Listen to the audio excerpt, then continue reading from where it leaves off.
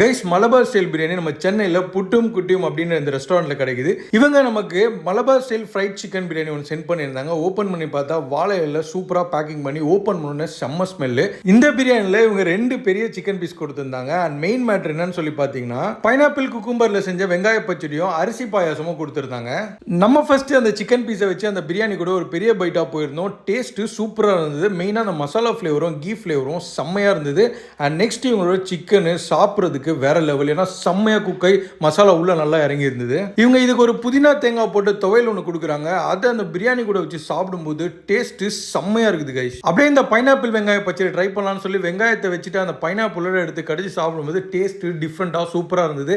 நீங்க இந்த மாதிரி ட்ரை பண்ணியிருந்தீங்கன்னா கமெண்ட்ல சொல்லுங்க. ஃபைனலா பிரியாணிலாம் சாப்பிட்டு முடிச்சுட்டு இந்த அரிசி பாயசம் குடிக்கிறதுக்கு டேஸ்ட் சூப்பரா இருந்தது. அண்ட் அரிசி பாயசம் செம்ம திக்கா இருந்தது. அண்ட் இந்த மலபார் பிரியாணி ஒன்லி சண்டேஸ்ல மட்டும் தான் அவைலபிளா இருக்கும். அதுவும் அகைன்ஸ்ட் ஆர்டர் தான். ஸோ நீங்களும் சென்னையில் இருந்துட்டு இந்த மாதிரி மலபார் பிரியாணி கேரளா ஃபுட்லாம் ட்ரை பண்ண ஆசைப்பட்டீங்கன்னா சென்னை முகலிவாக்கத்தில் இருக்க இந்த புட்டும் குட்டியும்ல ட்ரை பண்ணுங்க. சூப்பராக இருக்கு.